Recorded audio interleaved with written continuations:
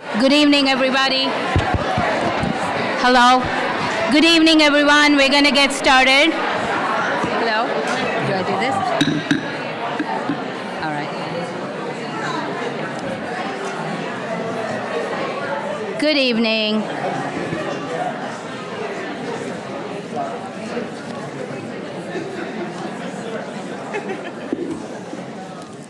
All right. Welcome to the May 20th Tuesday Board of Education meeting. We always start with Pledge of Allegiance. I pledge allegiance to the flag of the United States of America and to the republic for which it stands, one nation, under God, indivisible, with liberty and justice for all. I forgot to mention that our president, Dr. Philippart, is not here, so I'm going to be helping with the meeting. And we have 6 of our 7 trustees here. So we start with recognitions. Yes, we have recognition this evening, and thank you, Ms. Ani, for serving as officiant for the meeting today. As mentioned, Dr. Philippart is out of the country. We have several items of recognition that we'll move through today. This is always a very exciting time of the year when we get to celebrate. I shared with our retirees just a brief moment ago.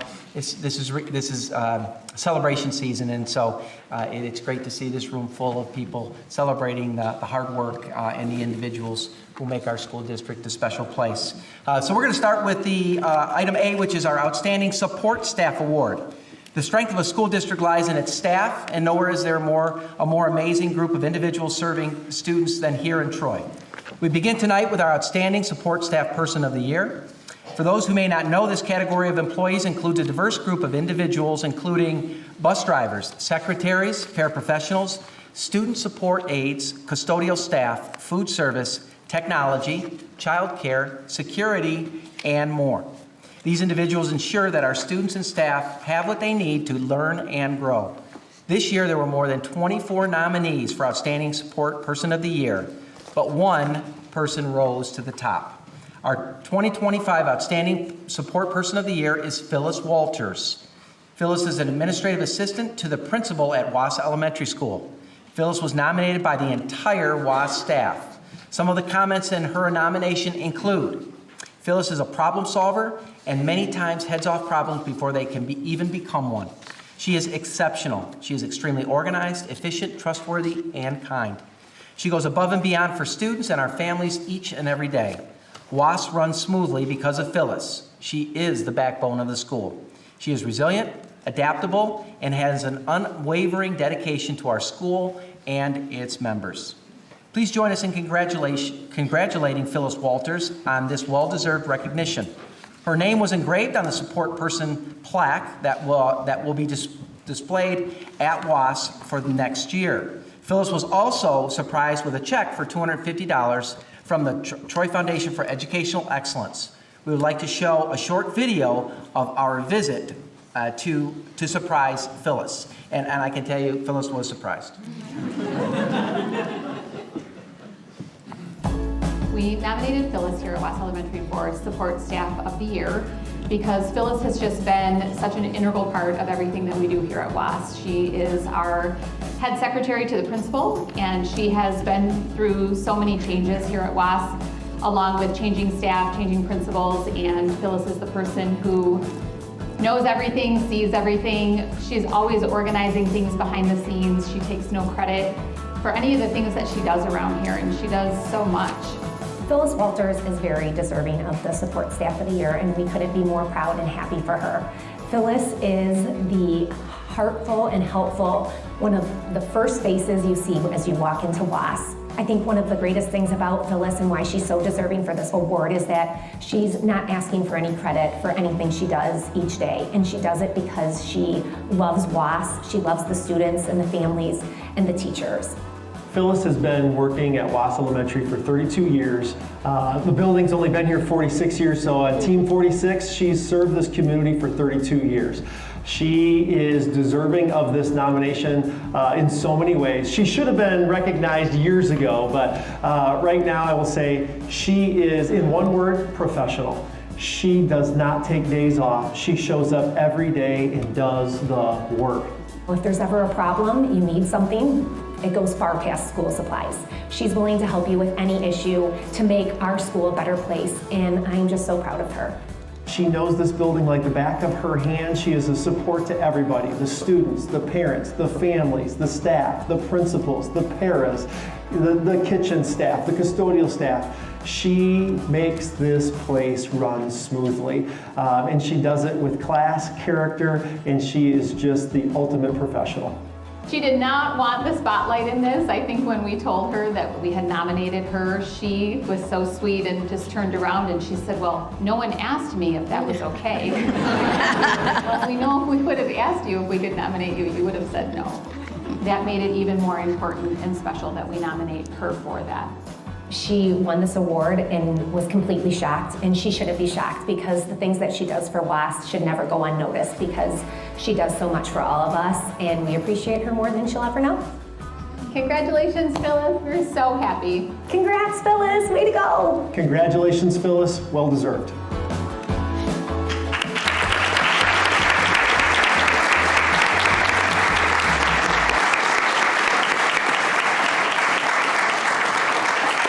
We had an opportunity last week to celebrate our support staff persons of the year. All 24 of those individuals were invited to Troy High. We had a reception in their honor. And true to form, Phyllis does not like to be in front of recognition. So unfortunately, she's not here with us this evening. But Principal of WASC Elementary, Kristen Crow, is here to accept the plaque for Phyllis on her behalf.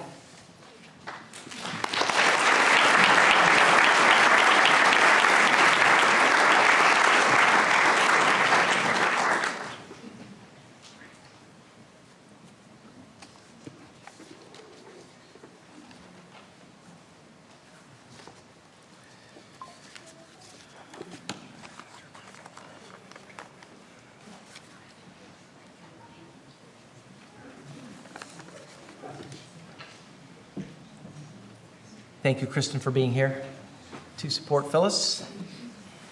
Next under recognition this evening is is to recognize our graduating class of 2025 from the Troy School District, our staff and support staff and administrators who will be leaving us after a combined 933 years. So to celebrate those individuals, Mr. Pagel, our Assistant Superintendent for Employee Services. Good evening, Dr. Macheski and members of the board. I have the distinct honor and privilege tonight of presenting to you our graduates, staff graduates for 2025, our beloved retirees. This group has over 900 years of collective experience, and they have left a legacy in the Troy School District. Their resume is not on paper, but it is etched on the thousands of students and staff members and colleagues that they have touched during the course of their careers. And tonight we celebrate them. We are super excited that they are here. When I call their names, I'm going to read where they're working and also their date of hire. And we would invite them to come up to receive recognition from the Board of Education, and members of the fan clubs, please feel free to applaud, and members of the paparazzi, if you'd like to come and take pictures of your loved ones, please do so. So without further ado, here are our 2025 retirees for this year for the Troy School District. Ruba Alexander, teacher, Troy Union, 1995. Nadia Barbach, teacher at Baker, 2005. Michelle Barsh, principal, Martell Elementary, 2018.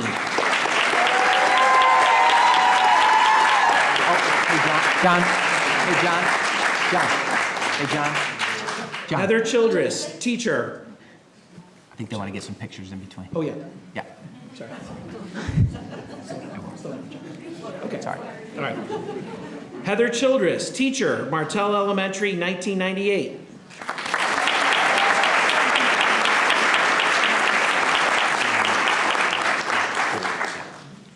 Kelly Klebeck, counselor at Baker, 2004.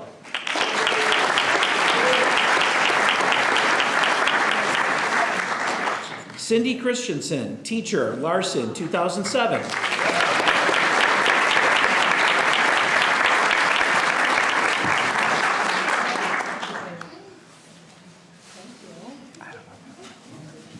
He's not going to be able to. No, he's got to get to the PowerPoint in order to do that. Melissa Kurth, assistant principal, Troy High, 1995.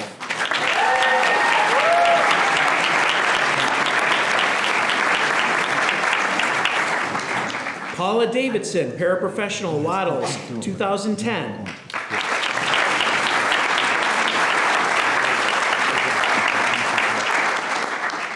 Carol Dospel, teacher, Hamilton, 1985.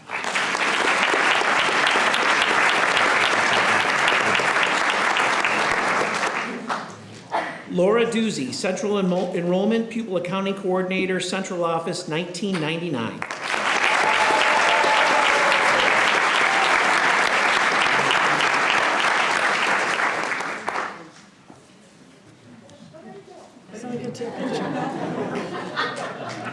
Erin Fisher-Ballou, teacher, Troy High, 2000.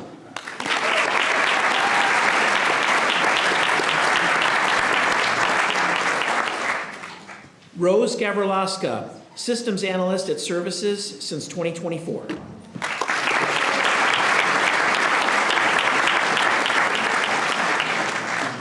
Shelley Hackala, teacher, Troy High, 1999.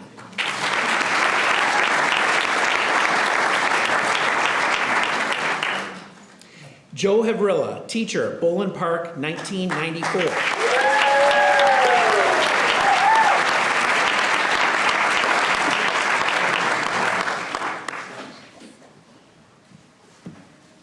Jane Held, teacher, Martell, 2003.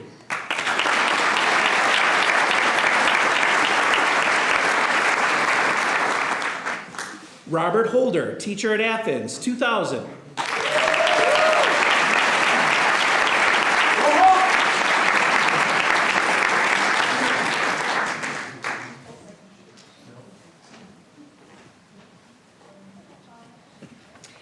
Carrie Johnson, teacher at Baker, 1999.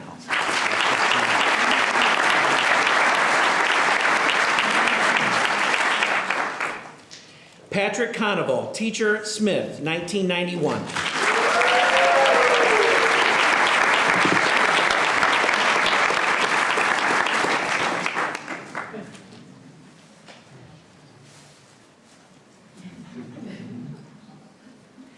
Sandy Conoval, teacher, Bolin Park, 1993.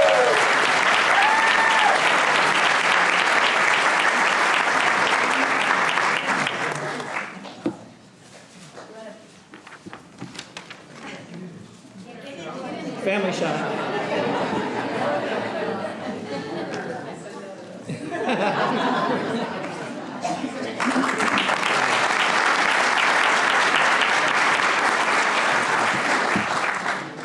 Frank Leone, teacher, Bolin Park, 1981.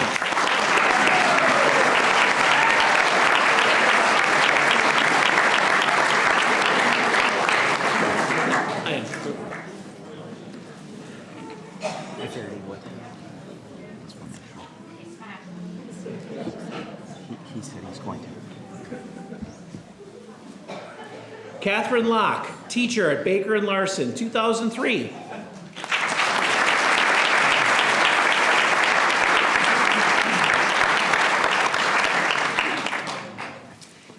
Diane Laux, teacher at Troy High, 1995.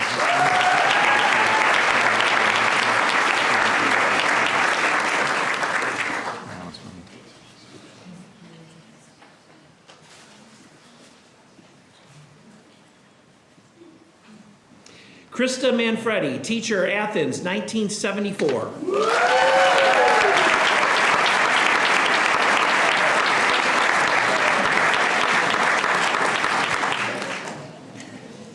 Benjamin Martin, teacher, Waddles, 2000.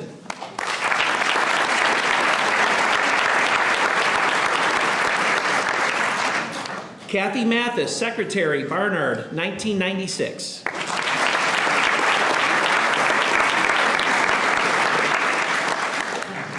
Shelley McHugh, Teacher, Larson, 2002.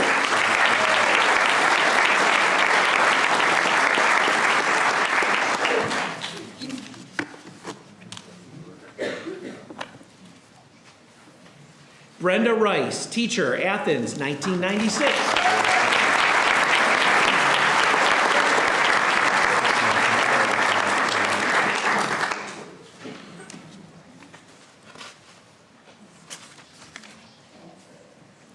Jennifer Subsinski, Teacher, Troy High, 1990.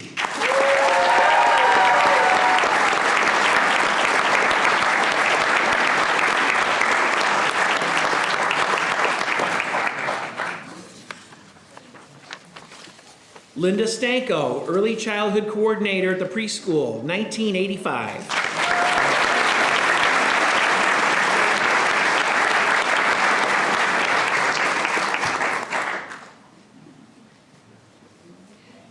Jennifer Taylor, Teacher at Bullen Park, 1986.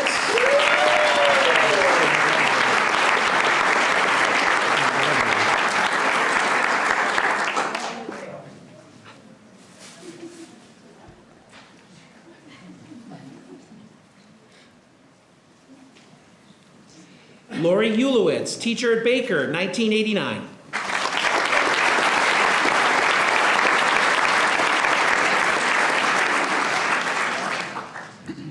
Carolyn Van Noord, Project Search Coordinator, 2006.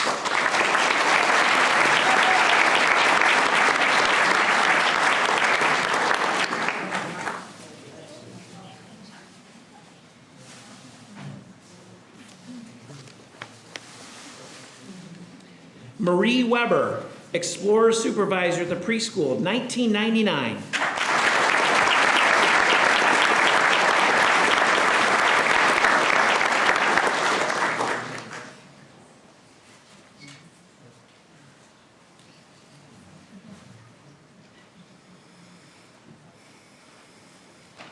And our beloved colleague Mike DeSantis, Teacher, Athens, 1996. And Mike's family is here with us tonight.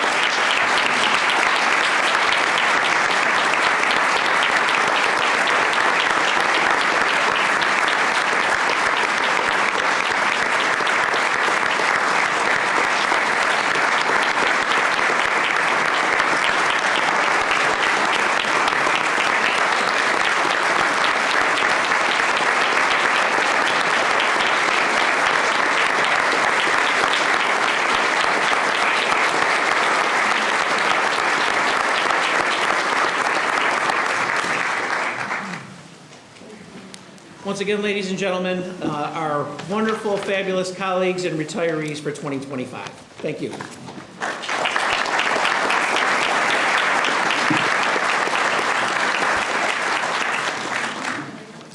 Thank you, Mr. Pagel, and again, congratulations to all of our retirees and families for being here today in support. The next up on recognition is our TST mission moment, the Athens Girls Powerlifting Champs. I'd like to invite Mr. Jansen to the podium to tell us about these three-time champions. Dr. Machewski and the board, it's my privilege tonight to be able to introduce Coach Lusk that will be able to talk more eloquently about their season. We are thrilled to celebrate the remarkable achievements of the Troy Athens powerlifting team, the 2025 state champions. These exceptional young women have secured their third consecutive state title while also demanding their competitive skill on national and global stages. Throughout the years, they have shattered numerous school, state, and national records, showcasing their dedication, strength, and unparalleled talent. With that being said, please help me welcome Coach Nick Lusk.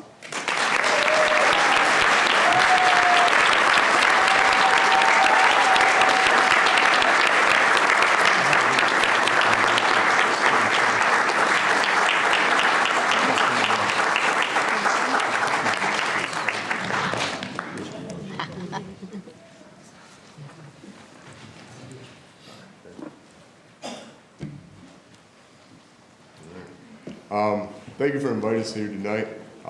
These young ladies are amazing.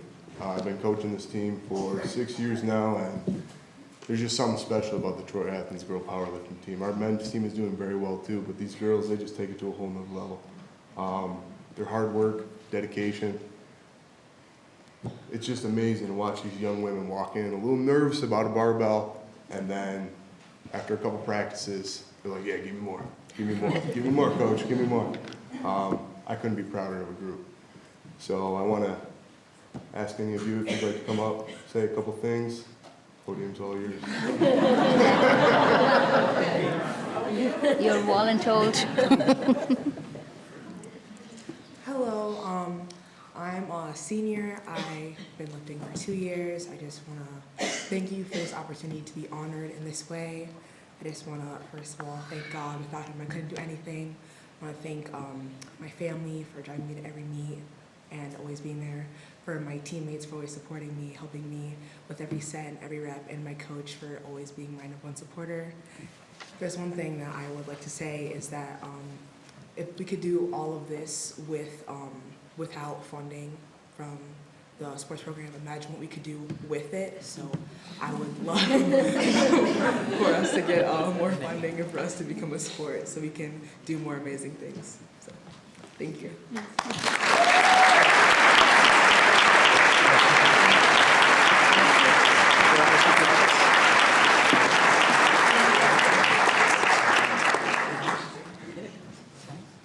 We do have some certificates, Mr. Lusk, as well as your powerlifting athletes. We're going to get those to you, and then we want to get a picture here.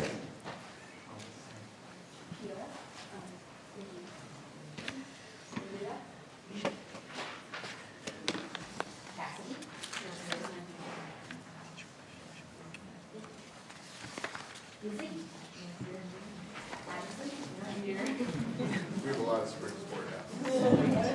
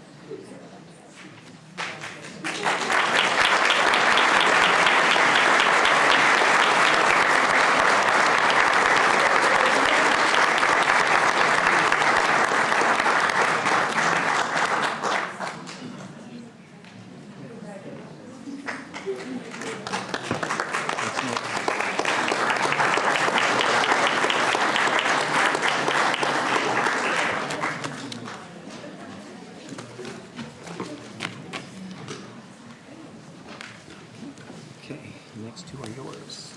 All right. Which one do I do? Oh, no, yeah, I'm sorry. Yeah, All right. cap. Next item of recognition is our legislative CAP students report to the board. Mrs. Montanti. Good evening, Dr. Macheski and Board of Education. I am pleased to welcome students from the legislative track of our Career Accelerator Program, or CAP program, to the podium this evening. These CAP students have been actively engaged in learning about various levels of government from our own school board, as you met with them and had dinner with them. And they asked you all sorts of lovely questions. The city, state senators, and representatives. Tonight, 2 students will share their experiences, insights gained from the program, and how CAP has positively impacted their educational journey. So if I could invite all of the CAP students to come on up.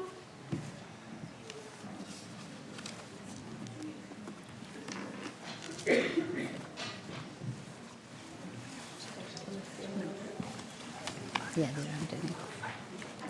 Make sure. Okay. Jackson's gonna go first. Thank you, Mrs. Montanti and Mr. Cheeks, wherever you are. Yeah, and Dr. Macheski and the board for allowing me the opportunity to speak today.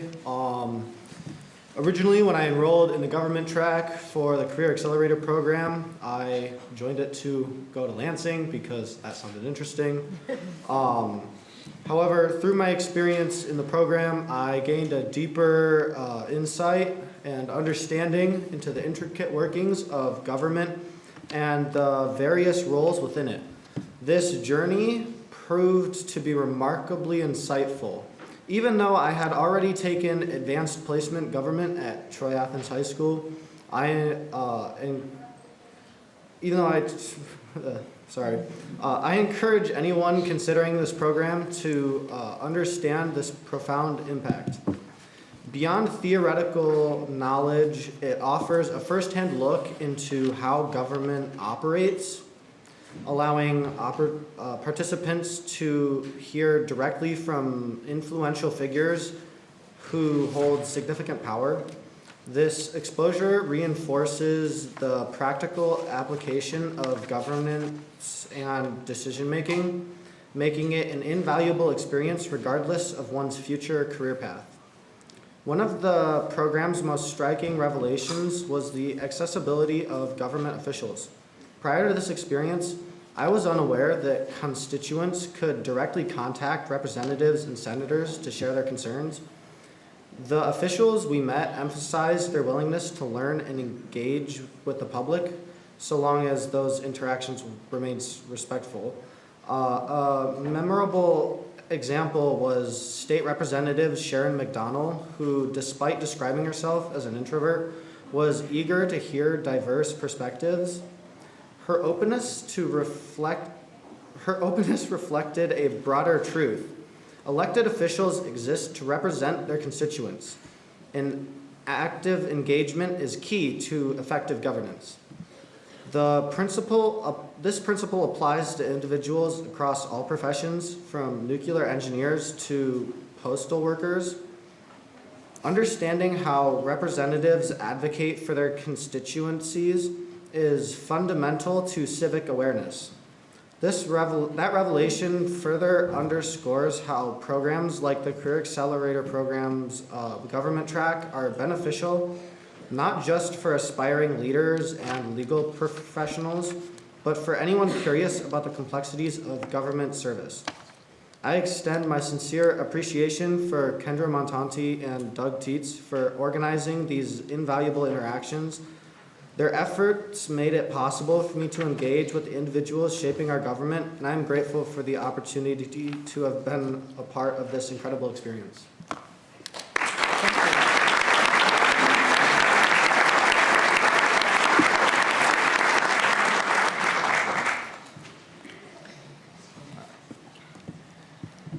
Thank you, Dr. Macheski and members of the school board for giving me a chance to speak today. I admit, I applied to this program not knowing how it would turn out, how I would do, and what I would achieve. While I was a bit of a shot in the dark, I trusted the process. When I was accepted into the program, I was both excited and anxious. But once it got underway, I never looked back.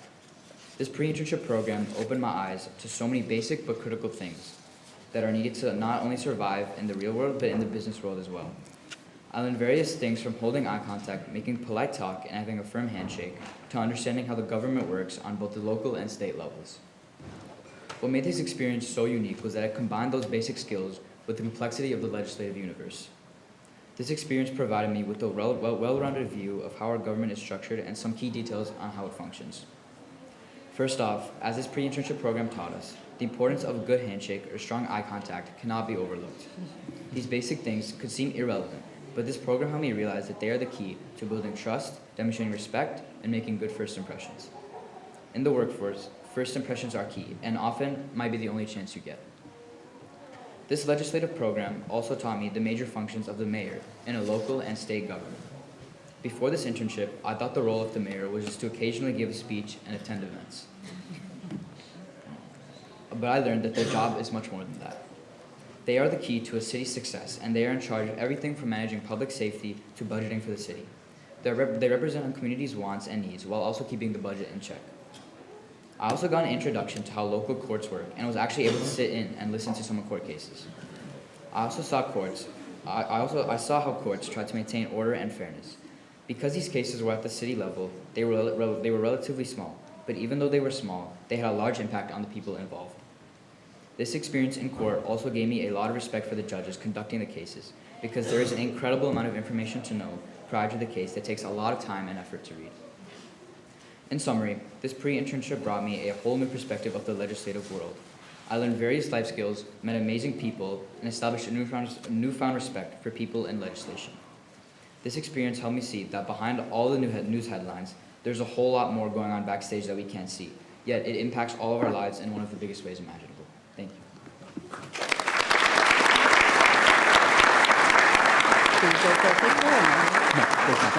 I just want to say thank you all for sharing. This is the CAP Legislative Group's last night. Most of our CAP students had their last night at our capstone reception the other night. It was a wonderful event and evening, so I hope all of you really enjoyed it. I know that they did. They have all sent me wonderful essays and letters thanking us, so they just wanted to kind of share the culmination of some of their learning. So thank you. Thank you.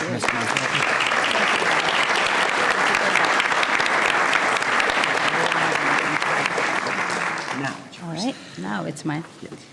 So the next recognition is Teacher Appreciation Week. Teacher Appreciation Week is observed nationally each year in May. This year, Teacher Appreciation Week was celebrated Monday, May 5th through Friday, May 9th.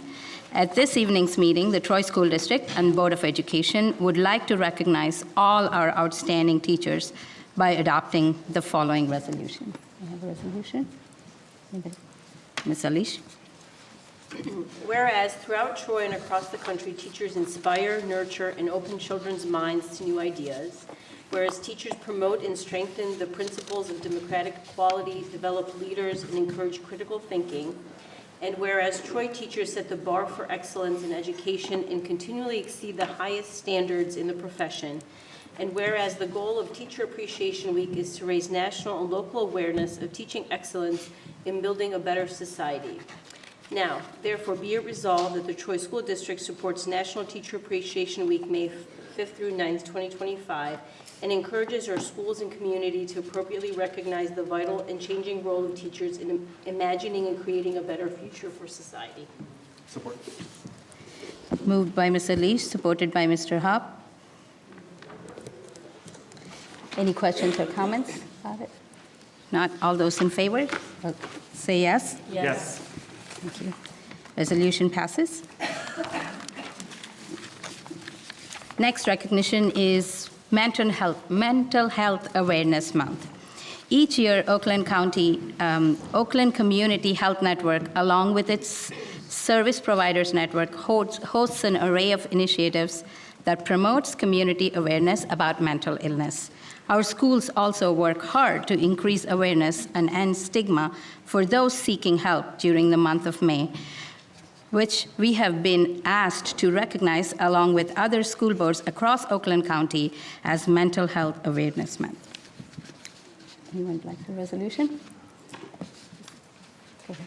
Whereas mental health is important for our individual well-being and vitality, as well as that of our families, communities, and schools.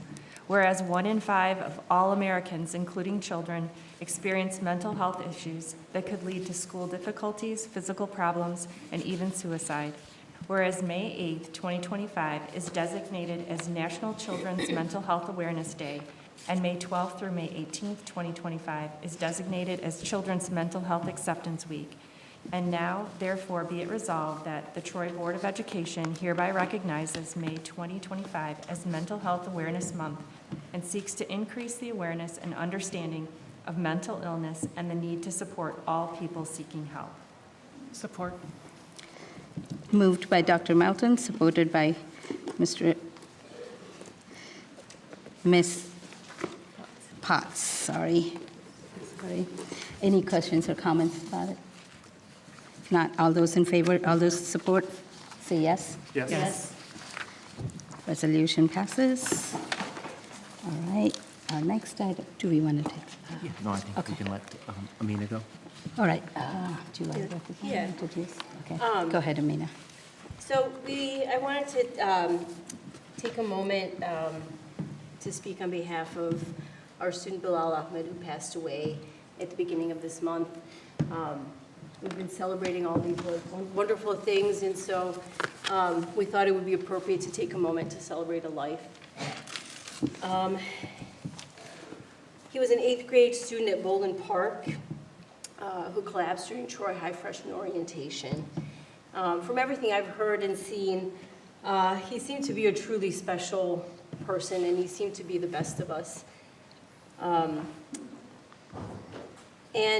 what I wanted to read was a statement, and I'm reading this with permission of his parents, to really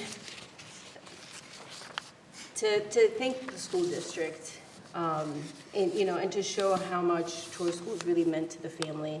At the funeral, at the burial, and then also last night at the Troy City Council meeting, his father expressed his gratitude. And I think for somebody going through something so tragic, to be able to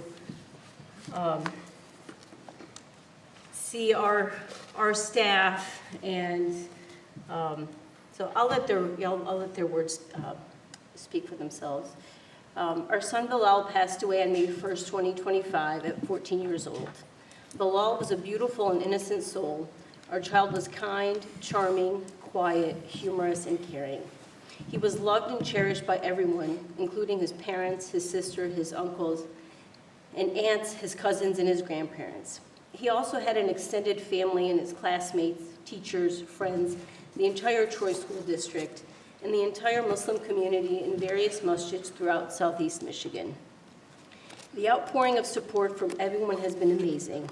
From prayers and kind words to memorials at his school, to beautiful notes and messages, to flowers, to love, to heartfelt hugs, thank you from the bottom of our hearts. We can never express how much it means to us. Thank you to each and every one of you. Your love and support has gotten us through this tragedy and will continue to get us through this for the rest of our lives. As his parents, we are forever in your debt. It takes a village to raise a child, and you are our village. He was in 8th grade at Bowlin Park Middle School and was going to be a freshman at Troy High School in the fall. He was very excited about attending there, but sadly that was not meant to be. While at freshman orientation at Troy High School on May 1st, Bilal had a medical emergency related to his heart. We were also attending the event for parents in the auditorium and rushed to the gym. We witnessed Bilal on the floor with Troy High staff administering CPR. This was followed by Troy Police and Troy EMS taking care of him as well. He was rushed to Troy Beaumont Hospital, where they did their best to help him, but Allah had already made his decision. Bilal passed away that evening at 9 p.m. Allah loaned him to us, and he took him back from us. We accept his decision. He loaned him to us at Troy Beaumont Hospital in 2011, and he took him back from us at Troy Beaumont Hospital in 2025. Between that time, we were able to love him and cherish him for 14 years.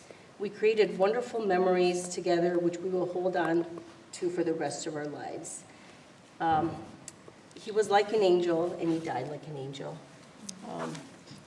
And I do want to say, in the various interactions I've had with the family, they really mention often how they felt like the staff and everybody that evening treated Bilal as if he was their own child. And so they also did want to share that there will be a celebration of life ceremony on May 30th at IEGD. That's where the funeral also took place. And that's at 879 West Auburn Road in Rochester Hills, Michigan at 6:30 in the evening. Thank you, Ms. Alish. We will take a 5-minute recess, allowing everybody who are here for recognitions to go on with their activities of the day. You're welcome to stay back for the rest of the meeting if you feel like. We'll return in 5 minutes. We're going to continue with our meeting. Do this. Hello, everyone. We're going to continue with our meeting. Okay, folks, we're going to go ahead and get started. I'm not loud enough. Okay. Thank you, Rich. Thank you, That's my Rich. principal voice. Yes, All right. exactly. All right, the next item on our agenda is additions and deletions. There are none this evening? The next is public communication on agenda items. There are none. We have several on non-agenda, but we'll do those at the end. Okay, very good. Next item is our consent agenda. And where is my consent agenda?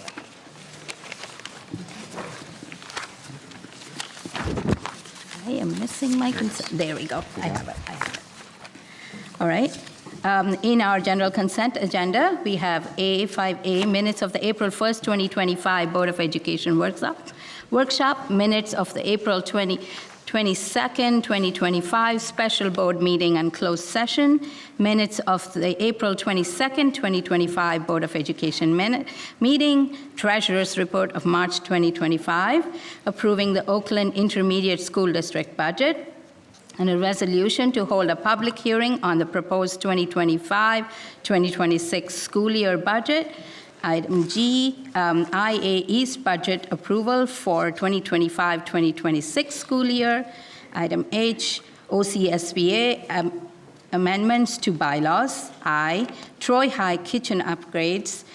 J, transportation parking lot lighting. And K, beverage cooler replacement for Baker Middle School. May I have a resolution, please? Mr. Haupt. Be it therefore resolved that the Troy Board of Education takes action to approve items A through K on the consent agenda. Support.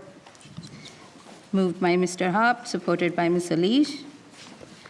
Any comments or discussions on this? If not, all those in favor of the proposal, say yes. Yes. Opposed, say no. Proposal passes. All right. Then, next item in our agenda is personnel.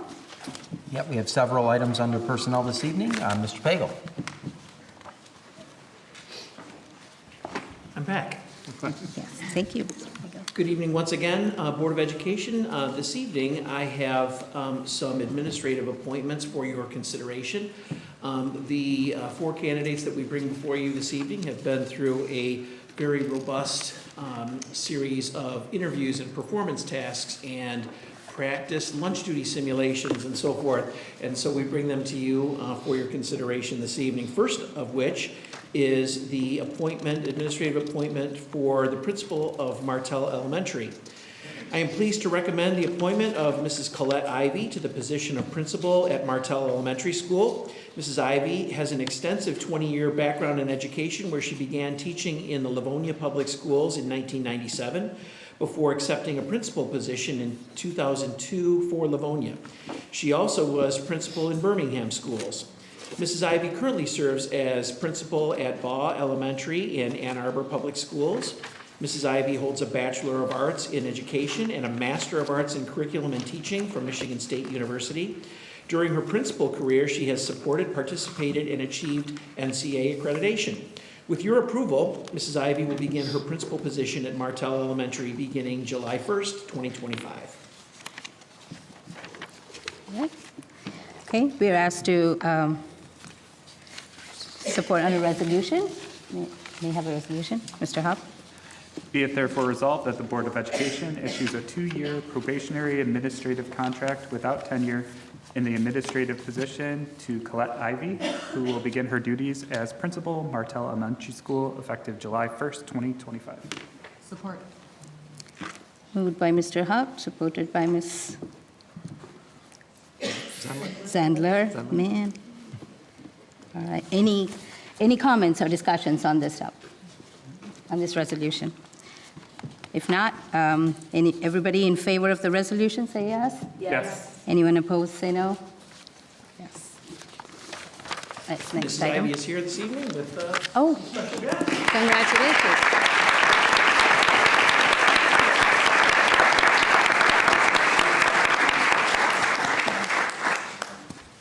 Good evening, Superintendent Macheski and members of the board. Thank you for the opportunity to serve as the next principal of Martell Elementary.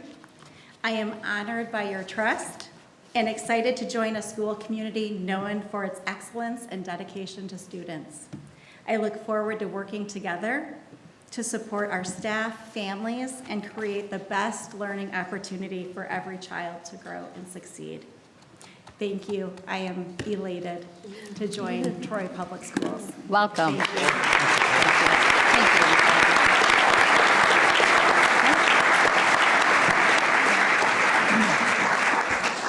Thank you, Mrs. Ivy. Next up for your consideration, an administrative appointment for the principal at Hill Elementary School. I am pleased to recommend the appointment of Mr. Ross Burdett to the position of principal at Hill Elementary School. Mr. Burdett started his career in Michigan teaching economics and history at Mason Public Schools. Mr. Burdett then came to the Troy School District teaching social studies at Boland Park Middle School. He also served as the Troy High Summer School principal. Previously, Mr. Burdett has served as middle school assistant principal and athletic director at Grand Blanc Public Schools. Mr. Burdett has been the assistant principal at Baker's Middle School since 2022-23 school year. He has a bachelor's degree in history from Michigan State University and a master's degree in educational leadership from Fort Hays University in Hays, Kansas. With your approval, Mr. Burdett will begin his duties as principal at Hill Elementary School commencing with the 2025-26 school year. Thank you. We are asked to vote on a resolution for this administrative appointment. May I have a resolution, please? Ms. Melton, Dr. Melton. Be it therefore resolved that the Board of Education issues a 2-year administrative contract without tenure in the administrative position to Mr. Ross Burdett, who will begin his duties as principal, Hill Elementary School, commencing with the 25-26 school year. Support. Okay, moved by Dr. Melton, supported by Ms. Potts. Everyone in support of the resolution, please say yes. Yes. Anyone opposed, say no. Resolution passes. Congratulations. Burdett and his family.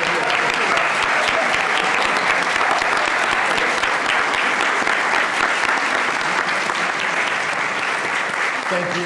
I appreciate it. A little worried about the nose there for a second, so I appreciate it. This is an incredible community, and I know all of you know that. And I've been a professional member of it from 2014, and I've always felt supported and trusted and allowed to grow.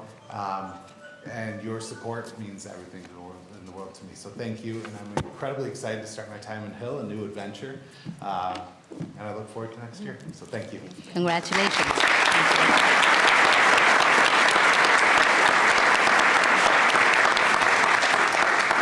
Welcome, Mr. Burdett. Next up for your consideration is an administrative appointment for assistant principal at Troy High School. I am pleased to recommend the appointment of Mrs. Jessie Allgaier to the position of assistant principal at Troy High School. Mrs. Allgaier started her career in 2004 at Troy High School working as a counselor. Mrs. Allgaier holds a Bachelor of Arts in Anthropology from the University of Kentucky and a Master of Arts in Counseling from Oakland University.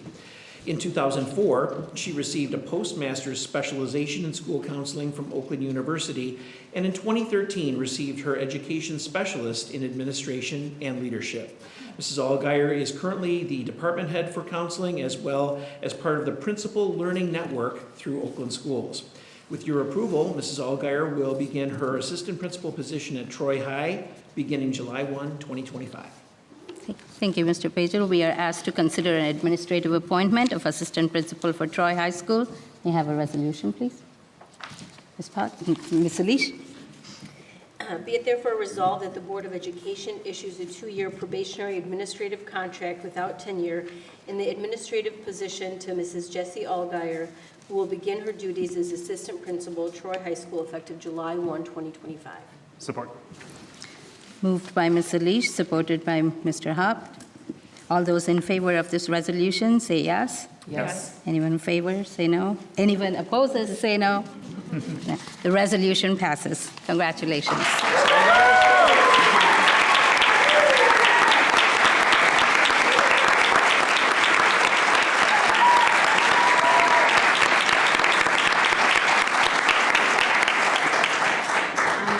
Want to thank all of you for this incredible honor. I've had the privilege of being a counselor at Troy High School now for 21 years. And it's my home, away from home. My family surprised me, my counseling family.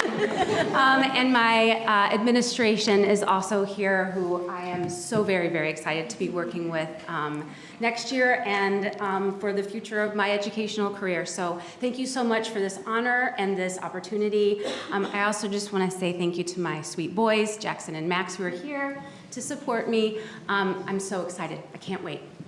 Congratulations.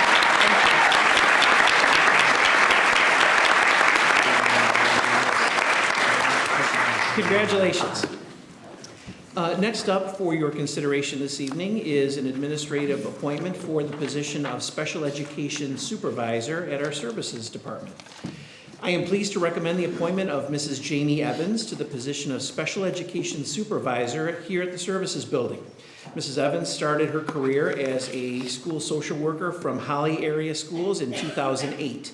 She then moved on to continue social work at Kingsley Montgomery Schools and at the Lake Orion School District. She has most recently served as the Special Education Supervisor at Pine Tree Center in Lake Orion since 2021. Mrs. Evans holds a Bachelor of Arts in Social Work and a Master's degree in Social Work from Michigan State University. In 2021, she completed her Education Specialist Leadership Program from Grand Valley State University.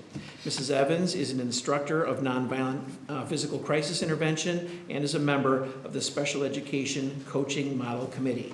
With your approval, Mrs. Evans will begin her supervisory position at the Services Building beginning July 1, 2025. Thank you, Mr. Pagel. We are being asked to consider an administrative appointment for Special Education Supervisor.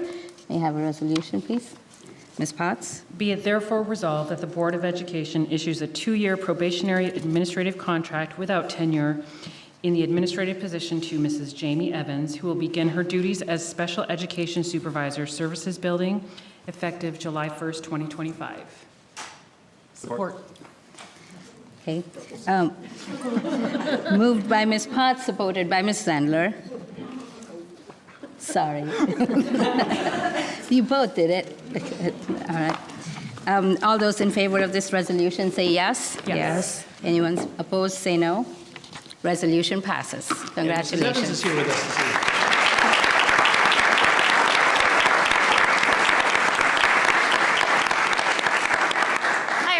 Very excited about the opportunity to come to Troy, join the amazing special ed department. Excited to work with Sarah and Trevor. Thanks my family for being here, my husband, my 2 kids, Austin and Addison. Just really looking forward to it. Excited for everything, and see you all in July. Thank you. Thank you. Congratulations. Welcome. Thank you, John. All right. Thank you. Next item on our agenda is curriculum. Oh, I'm sorry, yes, there's nothing in curriculum this evening. All right. Okay, next item would be business. We have no business items this evening? All right. I'm going to make a slight change. Our students have finals this week, so we're going to move our student reports up before the public communications so that we can let them go and have study for their finals. So we will start with, give me a second. Kristen, you want to start off? Sure. Thank you. This month at TCC, we've had, or not this month, but I haven't been here in a little bit, so quarterly awards going into quarter 4 happened at the beginning, right after we got back. Woman of Tomorrow had a field trip, or a banquet finishing the school year, and then a field trip to the zoo as a little celebration. We have Arts, Beats, and Treats, May 23rd, open to everyone. It's also the seniors' last day. May 15th is prom, the second year we've had it. Miss Geyser has finished the yearbook, second year, again, we'll have it. Steel Recycling Drive by Human Impact is still going on and still open for donations within the school. Senior recognition is Friday, May 23rd. Graduation is June 4th, and practice is June 2nd at Troy High Auditorium. And we had a speaker from Sakura come in to share recycling news, or like new stuff, more information, and how landfills and recycling facilities work, sharing that with Human Impact. Thank you, Kristen. Any questions for Kristen? No? All right, Nareda, what's going on at IA East? Good evening, everyone. I hope you are all having a terrific Tuesday. At IA East, this month has been a blend of new beginnings, cherished traditions, and bittersweet endings. During Star Wars weekend, the force was strong with IA East. From May 2nd to May 3rd, our forensics team took 31 competitors to the state tournament in a galaxy not so far away in Saginaw. Armed with powerful arguments and light-speed wit, these students engaged in 6 intense rounds of public speaking. In the end, we had 2 state champions, 4 state finalists, and 15 state semifinalists across multiple events. May the force always be with IA East Forensics. On May 6th, the new Japanese Culture Club held its first meeting. Students gathered to explore the rich traditions of Japan and discover its culinary delicacies with some awesome snacks. One of my favorite parts about IA East is the way we celebrate and embrace our diversity.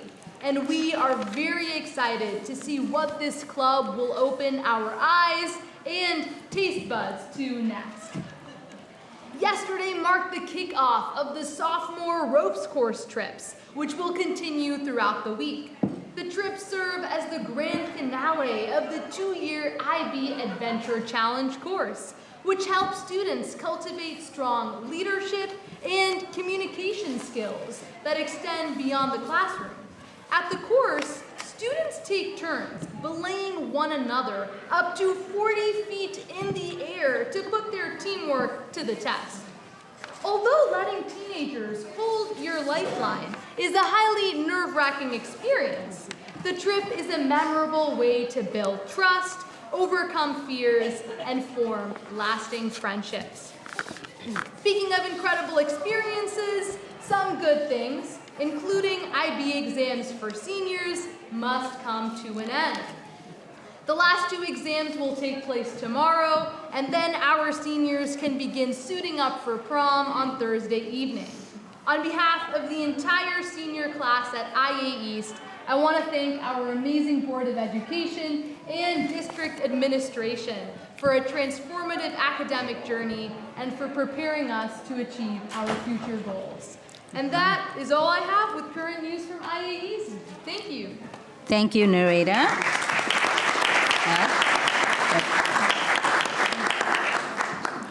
Adam, how are things at Troy High? Good evening, members of the board and of the community. Thank you for the opportunity, the last opportunity, for me to update the community on Troy High School happenings in the recent month. To start off, we're going to give an athletic update. For our spring sports, they are wrapping up their seasons within the next few days and heading to playoffs, where we wish all of our student athletes luck, not that they'll need it. A special shout out to the Troy Colts baseball team, which was named the OAA White League co-champions, led by Coach Joe DeRazio and his coaching staff. Staff Appreciation Week took place in early May, where Troy High Student Government and other participating organizations at Troy High School celebrated Staff Appreciation Week throughout the week, with a Staff Spirit Week including College Representation Day and Staff Twin Day. On top of showing their school spirit, staff members at Troy High School were gifted with staff lunches, breakfast, a coffee and donuts cart, and other small tokens of appreciation. I'd like to extend my gratitude to all Troy High staff and Troy School District staff members. Next up, we had AP testing. The College Board AP tests began Monday, May 5th, and ran through Friday, May 16th. Students at Troy High School were tested in all subjects ranging from psychology to Spanish language and culture. I'd like to give a special shout out to the counseling staff and proctoring team at Troy High School for streamlining the AP testing process and ensuring a secure testing environment for over 1,500 administered exams. In recent weeks, Troy High School seniors began saying their goodbyes to the bustling hallways, their closest staff members, and their community for the last 4 years. In the last week of April, seniors enjoyed a Spirit Week, a senior cookout, and other festivities where they could give a proper farewell to Troy High School. On Sunday, seniors began the final ceremonies with the Senior Sunset tradition, in which seniors spent time together in the coveted Don Hill Stadium and shared memories from the past 4 years at Troy High School. Tomorrow will mark the last time many of us seniors will enter the Troy High School doors with final day festivities like the senior breakfast and the annual senior superlatives or the gimmies. Additionally, seniors will participate in a rehearsal graduation and the senior clap out, where students will snake the halls and end up on the Troy High field for their class photo. Parents and other supporters are welcome to join us in congratulating the class of 2025 at the clap out by the field tomorrow, where they will say goodbye for the last time to Troy High School and get excited for prom on Thursday evening. The Troy High School class of 2025 will graduate on Saturday, May 31st at the Oakland University Arena. From there, students will spend the afternoon celebrating and rejuvenating for the annual all-night party, where seniors will spend one final night all together. As a senior myself, on behalf of the class of 2025, we'd like to thank the staff members, family members, classmates, and Troy community for supporting us through the last 13 years of our educational journeys. For all that you have done to prepare us for the bright, bright future, thank you. Now moving on to the updates for underclassmen, Spirit Packs are now on sale. You can find school pay links to buy THS Spirit Packs at Troy High Stugo on Instagram. These Spirit Packs will be used throughout the 2025-2026 school year, and they come with a blackout shirt, a class-specific shirt, and beads to get you ready for upcoming Spirit Days in the fall. For incoming 9th grade students at Troy High School, you're formally invited to attend the 2025 Homecoming Planning Meeting. At 3:30 on June 2nd, Troy High Stugo will host a homecoming planning meeting at Troy High School for all incoming 9th graders to assist in deciding the homecoming theme, begin planning, and meet other incoming freshmen. We look forward to seeing you there.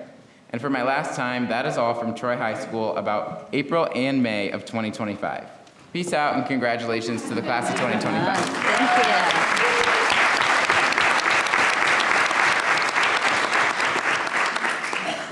Congratulations and thank you to all our board reps. All of them are seniors, and this is your last meeting.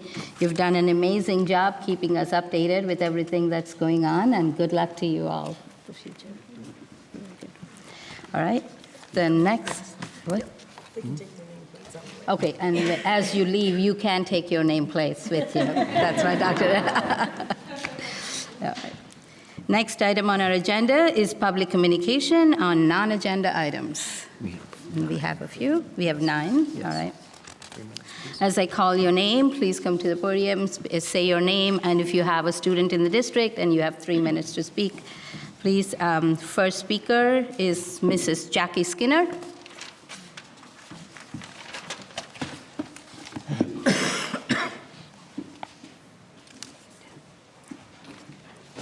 Good evening, Board of Education.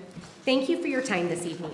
As a parent in the district and an educator, I feel very strongly about moving forward with the adoption of the revised units of study and writing, which is obvious after our last session together. However, I feel I need to share some of my feelings after the comments and questions from the board. Like myself, so many educators in Troy choose to live in the district they love and value so much. So many of these educators, like me, trust the administration and the teachers to choose the curriculum they feel is best for their children. This is why they send their children to Troy schools. Do all parents in Troy get to review curriculum options and be part of the process as I was? The answer is no. So how did I get so lucky? I am an educator, I am certified, I am a teacher of 18 years of love and experience. I can't read MRI results, I can't help a client file for bankruptcy, and I can't build a house. I can't fix plumbing issues either. However, I know that a writing curriculum that restricts the creativity, choice, and love for writing in my students is not best practice. I know this because I chose to be an educator. All parents in Troy do not get to be part of this experience, my husband being one of many. Parents have never been involved in the selection process of new curriculum that I am aware of. While I am a parent, I was not selected to give my input as a parent, rather because of my teaching credentials. The focus of our conversation should be on curriculum and what is best for our students, not the fact that some of our educators are also parents in the district. We need to look around the room and realize that the majority of our parents of our elementary students are not present.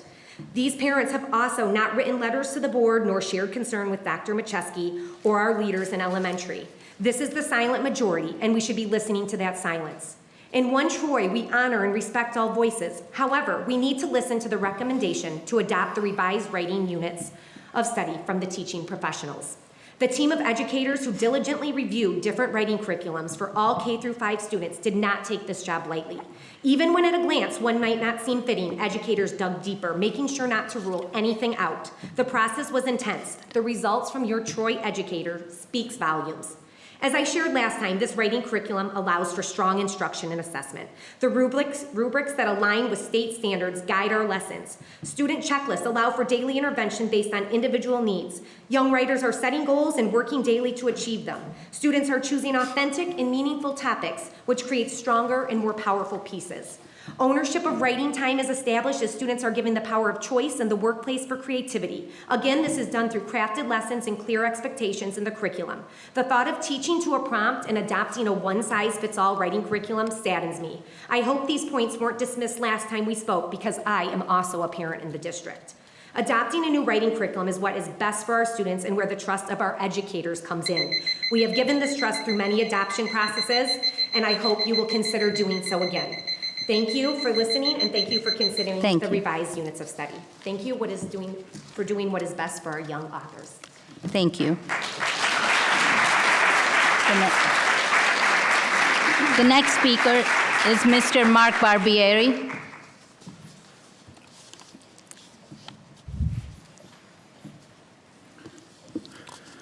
Hello, Mark Barbieri. I have 2 children in the district in different schools, different ages. First, I want to say the teachers and staff in this district are great. However, the administration at this point has lost all credibility to me with how they have handled the AARC. First, the way it was rolled out stemmed tons of confusion from parents even understanding what was happening. Second, from parents on the committee, there seemed to be near unanimous opposition to option C, and yet that seemed to be the only one that got serious consideration. As we looked at the community conversations, it seemed awfully convenient that the group that was impacted the most at Larson, our community meeting was the night before spring break was going to start until we pushed back on that. And then as we look at the survey results that was published to the board a couple weeks ago, it's full of flaws in the data. One of those glaring flaws is on page 16. There's a claim that 88% of students who experienced a middle school to high school split felt neutral. But on that same page, if you do that the same way about those that felt negatively, you'd get 53%. Those 2 views are mutually exclusive and cannot both be true. That's not the only piece of flawed analysis. On page 25, there's a claim projecting 20 students from the Troy Union footprint that are zoned to Smith would be enrolling at Larson. I took a look through the Larson directory because my son is there.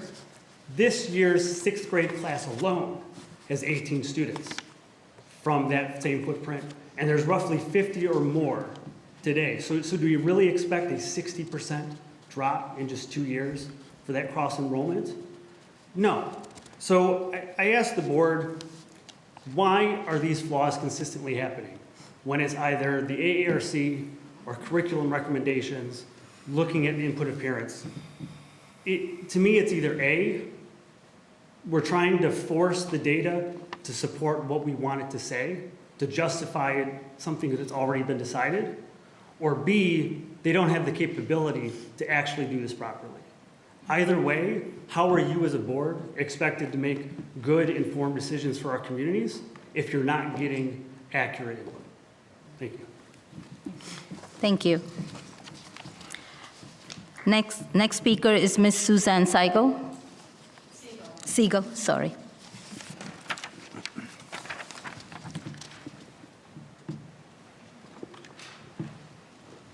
Good evening. My name is Suzanne Siegel, and I'm a 2nd grade teacher at Morris Elementary. I have the privilege of serving the Troy School District for over 20 years, teaching multiple grade levels across Barnard, Hamilton, and currently at Morse. Throughout my career, I have had the honor of working with students with wide range of economic, cultural, and educational backgrounds, each bringing their own strengths, challenges, and unique perspectives into our classroom. One of the reasons I have always been proud to teach in Troy is because of the continued support from the Board of Education.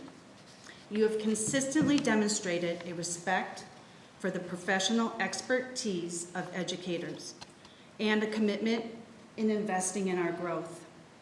However, I'm here tonight not only as a dedicated educator, but also a Troy resident with serious concerns. Despite thoughtful recommendations and clear support from classroom teachers, the board continues to delay the adoption of the new units of study. And I'd like to say that again. Despite the voices of those who are in the classroom every day, there remains hesitation in moving forward with a curriculum that we, the teachers, believe in and stand behind.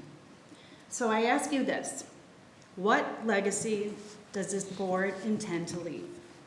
Will you be the board that continues to champion the voices of educators? Or will you be the board that hires and trusts highly qualified professionals only to silence their input?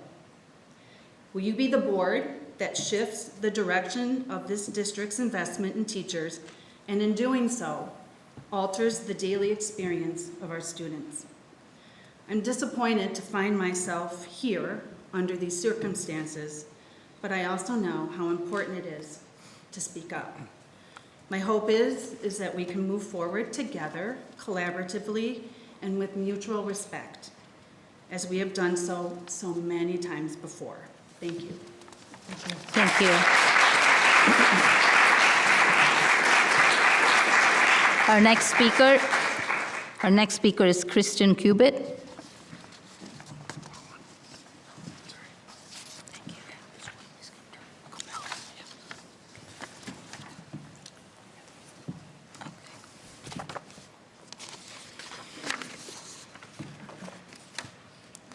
Thank you to the Board of Education, Dr. Macheski, administration, parents, my dedicated colleagues here tonight and across the district.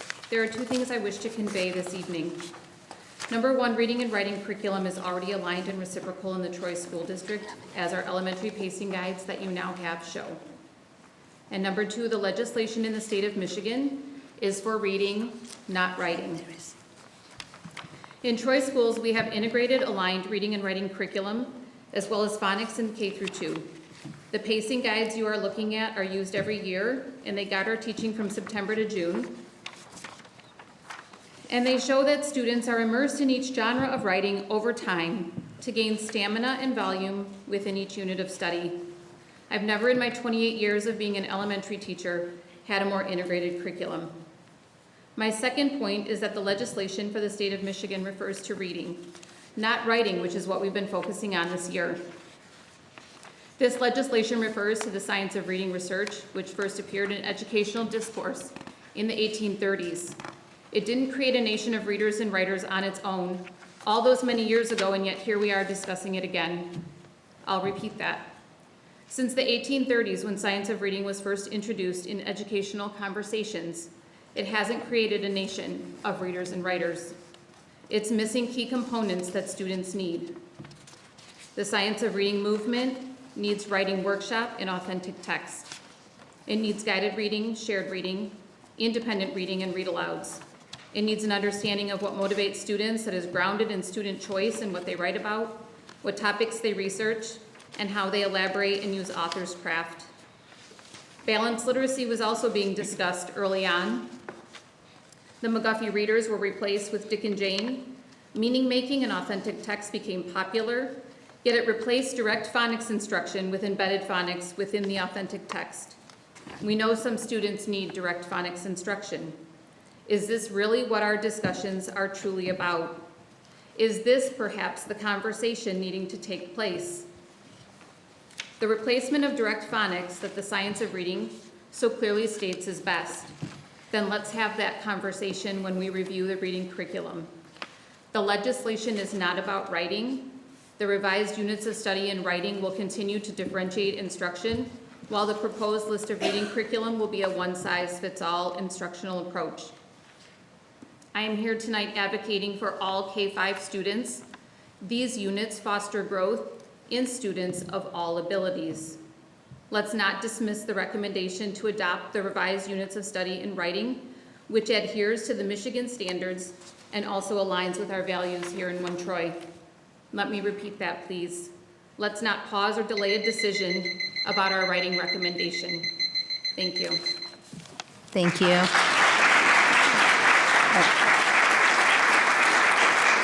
Next speaker is Miss Christy McGraw.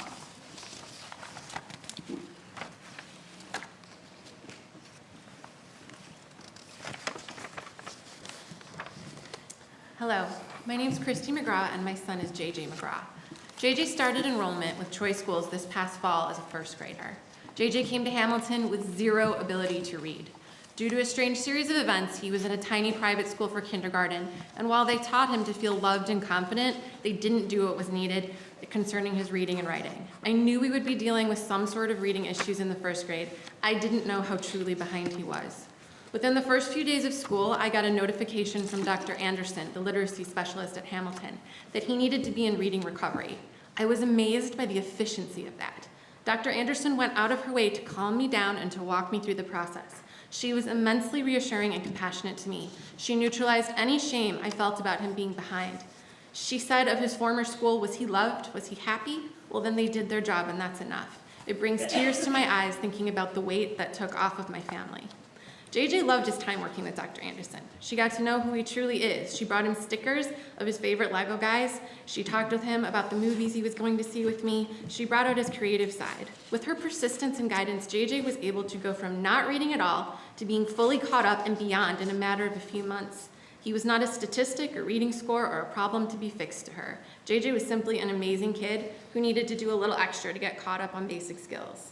JJ's literacy journey has continued to thrive at Hamilton. In addition to his reading struggles, JJ did not want to put pen to paper. He saw writing as boring and intimidating. At points in the year, he simply refused to write and would daydream about science instead. The writing curriculum at Hamilton has begun to change that for him. As the curriculum unfolded, JJ's eyes lit up over being told he could create a character and send them on an adventure. He and I would talk about his realistic fiction writing and invent characters that made us laugh. He got to write about things he's passionate about. I've read his reviews of Pokemon characters and books that he read. To repeat that, my child, who could not read or write, is now writing book reviews. Every few days, he jumps in the car at pickup and says, "We're writing about this now, Mom." The other day, he told me he really likes writing. He called himself a writer. I know that sometimes these wins with one individual student go largely unnoticed in the bigger scheme of things. Dr. Anderson, Mrs. Bozio, and the team at Hamilton have forever changed my son's life for the better. I could not be more grateful to Hamilton Elementary for his progress this year. I struggled with deciding what district to send him to and ended up settling on Troy because I went here. I actually went to Hamilton and I also struggled my first grade year. The interventions and curriculum we experienced concerning reading and writing have been nothing short of life-changing for my family. Thank you. Thank you.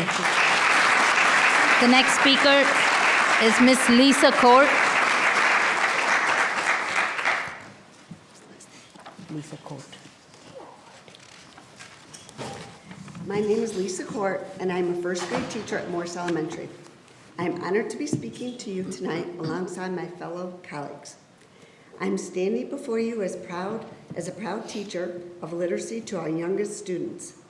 I'm a City of Troy resident, and I'm also a former Troy School District parent of 4 Troy High graduates. I have dedicated and committed myself of teaching the students in my classroom using a wide range of instructional practices. I respond to the children in front of me, teaching children, not a script. I have seen the way that our writing curriculum supports students who need additional instruction, but also who have advanced in the area of writing. Alongside my students, I respond to them, coach them, and provide them with the next steps necessary to support their writing skills. I demonstrate through direct instruction, offer feedback on work they've done, and help them evaluate their own writing. This instruction is salient for the learners of diverse backgrounds. I can say with great confidence that I wholeheartedly support the adoption of the updated units of study and writing. I have been through many curricular implementations over the 31 years and have seen a wide variety of instructional materials in front of our students. I have watched BASIL's, otherwise known now as core curriculum, be presented to our students. I have watched it fall short, especially in the area of teaching writing, especially for my struggling learners. It assumes a great deal about what children know and what children don't know that core curriculum didn't know my students in front of me. As a teacher, I was constantly left having to supplement or replace what gaps that curriculum tried to force upon my kids after not knowing them. It would be a great disservice to wait, to not adopt, to not support the units of study and writing for our children. Thank you. Thank you. Our next speaker is Mrs. Ann Malia. Hi, my name is Ann Melia, and this is my 20th year of teaching. The last 9 have been I have been a proud Troy teacher at Morse. I am thankful to be part of a district with a board that supports its teachers and honors their expertise. This expertise that my colleagues and I have is not incidental. It is earned. We are well equipped with the educational credentials to teach young children and utilize curriculum. This is paired with additional extensive professional development that our district has invested in us. It is job embedded and responsive to the current realities, expectations, and challenges of classroom teaching. This is most importantly joined with the expertise gained from the years of practice in refining my craft of teaching, writing, and more importantly, teaching writers. I can say that I have coached and helped grow hundreds of writers over the course of my career, all with their own unique needs and backgrounds. I can also say that I am a proud Troy parent by choice. I thought carefully about the education for my own children. I thought of the opportunities I thought of the opportunities they would have to build friendships with neighborhood friends and be in their own community. Instead, I chose to bring them to Troy to benefit from the expertise of my colleagues and the values the district embodies and placed on the rubric that we use to select the writing curriculum. The choice to bring them was deeply intentional and rooted in the confidence I have in our district. Unfortunately, with my oldest son, we logistically could not offer him the ability to stay in Troy. Now with him in his home district, we can clearly see how the lack of investment in writing and the opportunity to write as frequently as he did in Troy is hindering his educational development. Instead of the opportunity to write multiple pieces, he is limited to writing once a quarter. These are the opportunities left for students who use core curriculum. The opportunities for writing diminish as it is not valued. In turn, I watched my child, who always shared that he wanted to be an author when he grew up, no longer share that same joy in his writing. I can see what happens when we don't hold space for writing in our day. I stand strongly behind the adoption of the new units of study because it is what's best for our students. Thank you.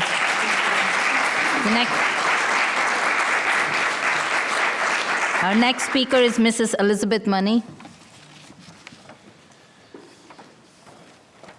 Good evening. My name is Elizabeth Money, and I'm honored to be a Troy School District teacher. I have taught kindergarten students and first grade students for 12 years at Morse Elementary School. I watch and wonder as children use writing to find their voice and share their critical thinking by responding to texts they have read. I utilize best practices in my classroom from Dr. Steve Graham's latest research, a leader in our field on writing instruction. His work on utilizing workshop and the need for students to produce multiple pieces throughout the writing process for a real audience and for multiple purposes is supported deeply by the units of study for writing. Each day, I confer and pull small groups of children based on their needs and guide my instruction for them to become stronger in the areas of structure, development, and conventions. These groups change daily because students don't have the same needs and they deserve instruction that isn't one size fits all, as CORE would offer. My students often groan at the end of writing workshop, or I will find them writing during indoor recess because they can't wait to finish their piece. They are bursting with pride at the end of a lesson to share their work with their peers. I feel so proud of them, seeing them gain critical skills while also boosting their motivation to keep learning. My own son in a neighboring district that does not implement a writing workshop is in a district that does not implement a writing workshop. He is filled with his own opinions and ideas, but he is a perfectionist. I can see assignments come home with prompts he needs to write to or fill in the blank, and I can see his frustration behind trying to fit his big, beautiful thoughts into a tiny window. I know he can do so much more.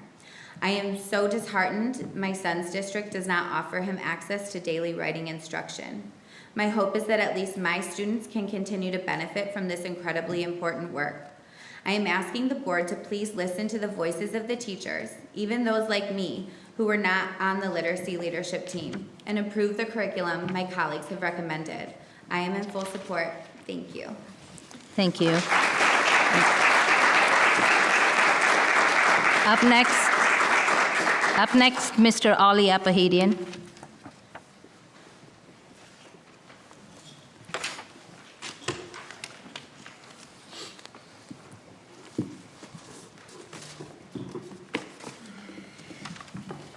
Good evening, Ali, Troy resident, Troy parent. I'm sure you're all aware by now that Troy Schools provides inappropriate sexually explicit or pornographic books to minors. One of these books was just removed from our schools only after I exposed it publicly at the last board meeting.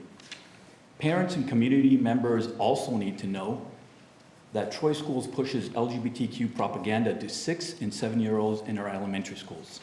Here's some content from one of these books. Gay, people whose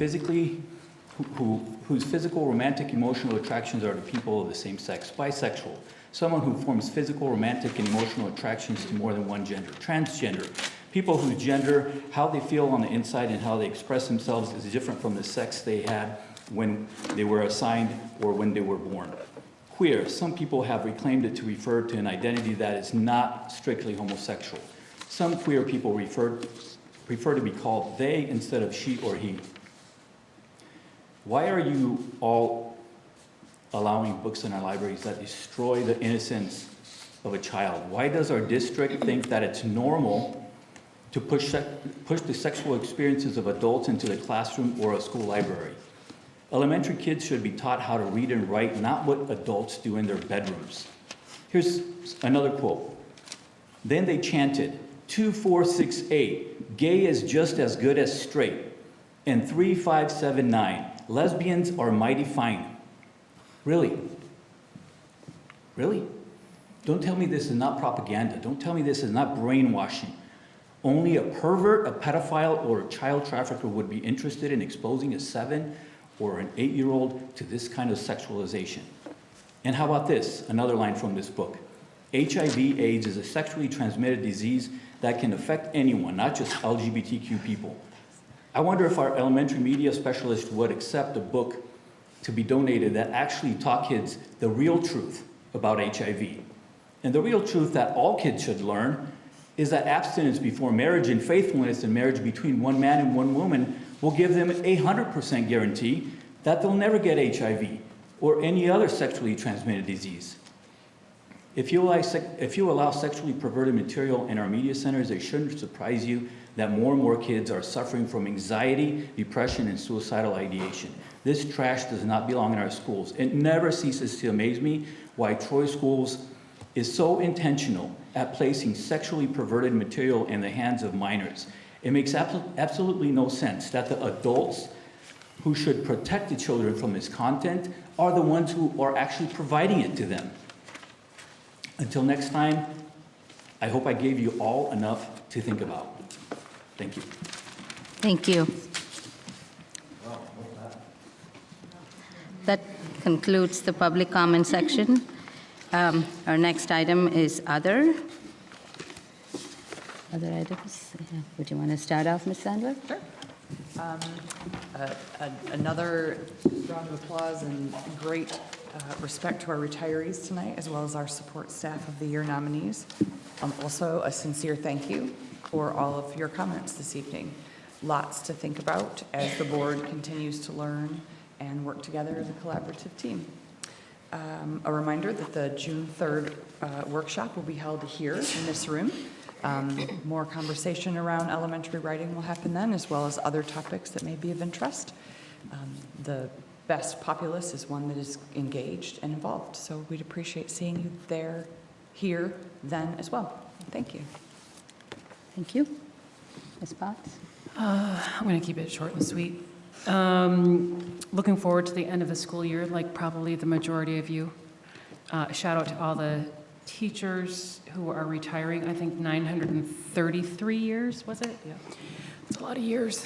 There's a lot of minds that you've formed and helped become very successful adults. So I thank every single teacher here and who left for the evening. Another shout out to our graduates.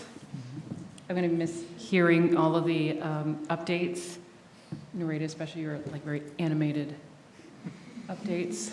Love hearing about the schools. And I guess up next is all the graduation ceremonies. So I'm looking forward to that and look forward to another productive school year. Thank you. I would like to thank our retirees as well. It was so bittersweet seeing teachers that my own kids had at elementary, middle school, and high school, and even one of the teachers that I had in high school. So, as a parent, super grateful for the wonderful education that my kids have received in the district. And as a former colleague and friend to several of our retirees, very excited for their futures and appreciative for their hard work over the years. As a board member, I think we're all learning, and as new board members, I think that learning curve is pretty steep.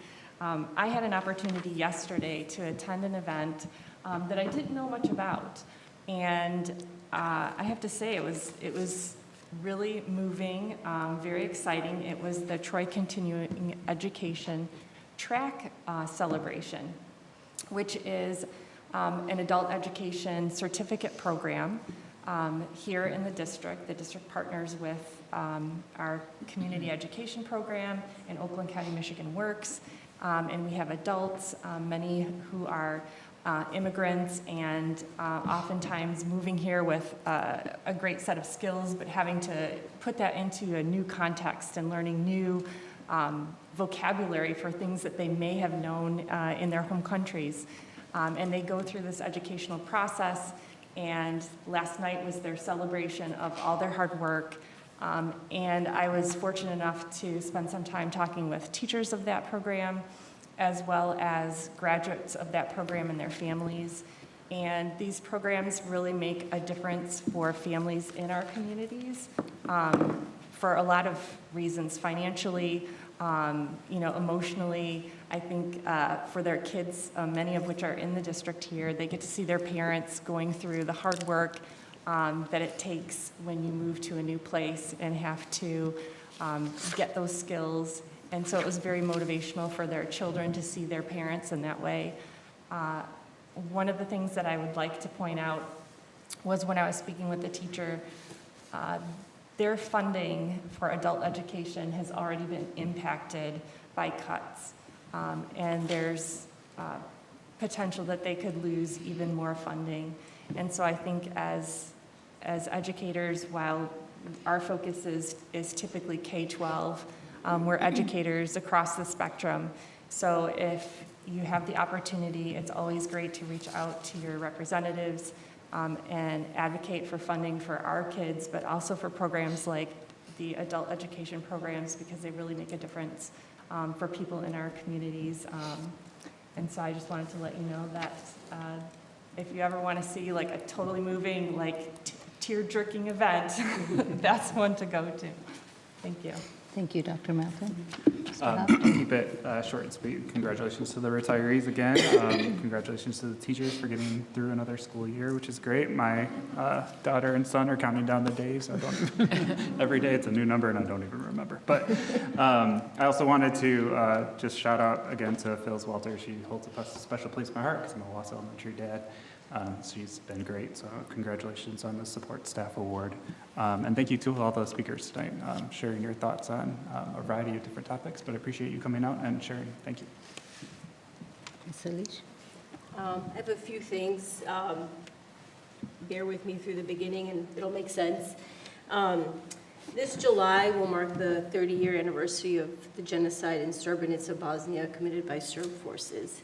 Outside of my immediate family, my entire family lived through the war in Bosnia, with family members ethnically cleansed, interned in concentration camps, and living under a 3-year siege of Sarajevo. But instead of memorializing such grave injustices, we would be better off in so many ways to prevent them instead, like those taking places like in Gaza today and so many others. But I bring this up not just because these are moral failures taking place in a time when I thought we as a society should know better and do better, but some of these current injustices directly impact the work that we do here. As our taxpayer dollars are used to fund some of these current wars, as we speak this week, potential bills could pass that would cut money to Medicaid. IDA funding is not at originally promised levels, and other title programs are at risk of having funding levels cut or eliminated. All of these programs have a significant effect on the work that we do here. They affect what we can pay our teachers, what level of programs we can have, what supports we can offer. We in Troy are really lucky that our voters have approved sinking funds and infrastructure bonds, so we have to use less of our general fund dollars to keep our physical infrastructure running, and we can use the money for other things. But this may not always be the case. And something along the lines of what Dr. Melton just said, funding is going away. We're often being told there's not enough money for those things that are really important, like education. So I would urge everybody to contact their representatives and senators and ask them to protect the funding that is so important to our schools. And some of that is happening this week.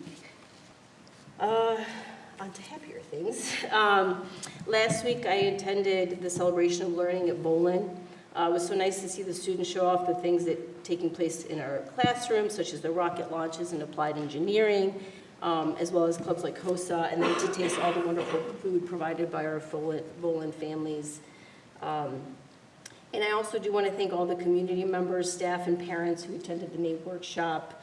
I was able to attend virtually, as well as the community conversation with the board on May 8 to share their thoughts regarding the writing curriculum. I look forward to continuing that discussion on June 3rd. Thank you, Ms. Alish. Dr. Macheski? Ms. Annie, I'm sorry. That's fine. A couple of things there, just a couple of items. This Friday, our Student Advisory Board will host its Middle School Leadership Conference. It'll be the second year for that leadership conference, so we're looking forward to our current SSAB students who will be hosting that for 8th graders right here in the services building. We invite all or anyone interested to attend the Open Air Festival, which will take place May 28th from starting at 4 o'clock in the back Athens parking lot. There will be music, there will be games, there will be artwork displayed and for sale and so forth. So it's a great opportunity to support our local student artists and musicians. As also a reminder to the community that graduation is next weekend. Hard to believe, but we're already there. The 31st, we'll be graduating both Troy High and Athens at the Arena, as well as June 1st, IA East at Pine Knob, and TCCHS will graduate June 4th at the auditorium and Troy High School. Also want to mention June 10th is a TFEE golf outing. I think if Nancy was here, she would have reminded everyone of that, so I'll mention that. For those interested in participating, you can get information on the TFEE website. And I want to thank all those that participated in 8th grade interviews and those that may still be participating. I think Baker's interviews are tomorrow. I know that I'll be there for that, and we'll be wrapping up an opportunity to interview all 8th graders across our school district. The only other thing I wanted to mention, just in regard to at least one comment this evening, is just remind the community that we do have a process for a review of media materials. it's important that that process be followed. It provides for a collaborative team to come together and consider questions and concerns that may be brought forward by a community member or even a staff member. So strongly encourage folks to stay within that process. The process works, and we appreciate cooperation. Wonderful. Thank you. I have only a few things to add. I want to echo the rest of my board members. I first want to congratulate the retirees and also congratulate all the new administrators, new principals, and welcome to the Troy community or Troy teachers, Troy School District. Also want to thank all the people who have come and spoken to us or talked to us about, at the workshop, at the community conversation, and today at the meeting. We all hear you. I understand, me personally, while we may not respond to each and every one of your messages and emails, we definitely are listening, and we definitely believe and hear everything you're saying, and it will definitely be considered in the decisions we are making. Thank you. And I did get a chance to go to the 8th grade interviews as well. This time I actually went to the two schools that I usually don't go to, Boland Park and Smith, which was really nice. And it was amazing to see all the students, how well prepared they were, how well the teachers prepare them, and how well they're ready already. And they can't believe they're actually 8th graders, and they're not even in high school yet. So thank you for all of you who do that. And also Teacher Appreciation Week, thank you for all the teachers. And yes, the year is coming to an end. Can't believe it already. It's end of May. Congratulations to everybody, and I guess everyone who's looking forward to the summer break. Well-deserved summer break for all of you guys. And our next workshop is on June 3rd at 6 p.m. at the Services Building. And our June meeting is on June 17th at the board meeting right here at 7 p.m. And very much that concludes the meeting. Yep. Meeting will be adjourned. Thank you. Thank you for joining us.